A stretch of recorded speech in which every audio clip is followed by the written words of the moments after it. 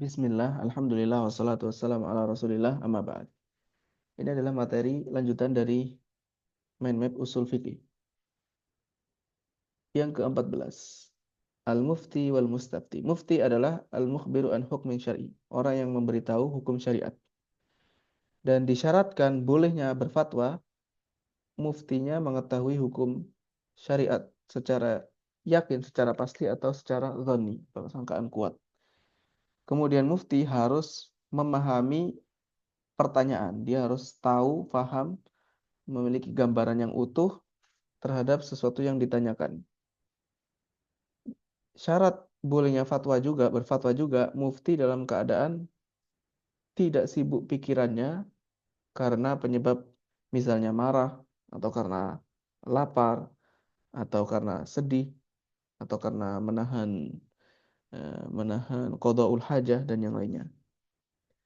Kemudian yang ke-15 adalah al-ijtihad. Ijtihad adalah badlul wus'i li idraki hukmin syar'i, mengerahkan energi, mengerahkan usaha untuk mengetahui hukum syariat. Syarat-syarat ijtihad, yang pertama mengetahui alat-alat yang dibutuhkan dalam berijtihad, yaitu mengetahui ayat-ayat hukum dan hadis-hadis hukum. Ayatul ahkam, ahadithul ahkam. Yang kedua, dia mengetahui ilmu yang berkaitan dengan pemahaman mengenai hadis yang sahih dan hadis yang dhaif. Dia paham ilmu mustalah hadis, mengetahui ilmu jarah wa ta'dil dan yang lainnya yang berkaitan dengan ilmu hadis supaya bisa mengetahui hadis yang sahih dan hadis yang lemah. Kemudian harus mengetahui nasikh dan mansukh serta pembahasan-pembahasan yang terjadi ijma supaya tidak menyelisih ijma. Kemudian dia mengetahui ilmu lughah, ilmu bahasa Arab, nahwu, sharaf dan yang lainnya. Kemudian juga mengetahui ilmu usul fikih yang berkaitan dengan dalalatul alfaz, yang berkaitan dengan makna dari suatu lafaz. Lafaz ini menunjukkan apa, misalnya umum, khusus, dan yang lainnya. Kemudian dia memiliki keterampilan, memiliki kemampuan istimbatul ahkam dari dalil-dalilnya, mengeluarkan suatu hukum dari dalil. Di antara pembahasan masalah seputar ijtihad adalah al-haqqu wahid, kebenaran itu satu.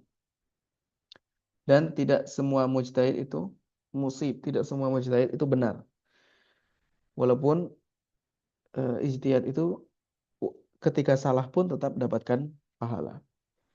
Ijtihad ini terkadang terbagi-bagi. Jadi tidak mesti harus mujtahid menguasai seluruh pembahasan fikih. Kemudian jika sudah ada sudah ada dalil nas, maka tidak boleh lagi berijtihad. Pembahasan yang terakhir 16, taklid. Taklid adalah ittiba'u man laisa qawluhu hujjatan. Mengikuti seseorang yang ucapannya bukan hujjah. Bukan mengikuti Rasulullah karena Rasulullah ucapannya hujjah. Dan ada di dua posisi taklid ini terjadi. Yang pertama adalah al-ami, orang awam. Maka dia harus mengikuti orang yang paling tinggi kedudukannya dari sisi ilmu dan ketakwaannya. Ya, siapapun itu yang dia dapati. Kemudian dia boleh bertanya kepada orang yang derajatnya di bawahnya, walaupun ada yang lebih utama. Apabila dia mengetahui ada dua pendapat dalam suatu masalah, atau ada dua orang alim yang memberikan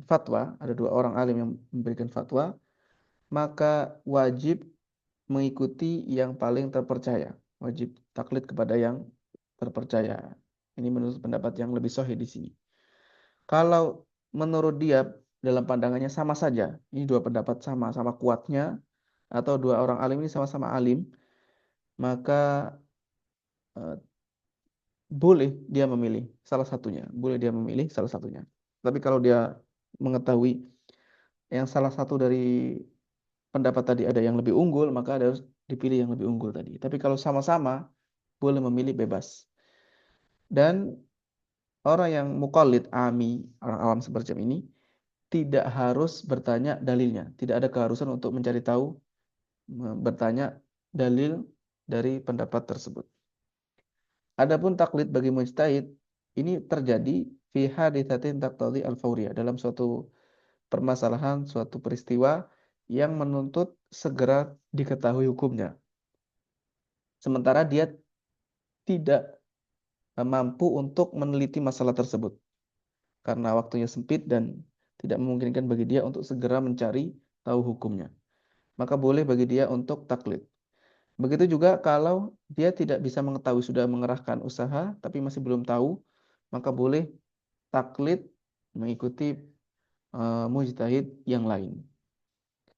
Kemudian berkaitan dengan taklid ini, tidak boleh bagi muqallid untuk berfatwa.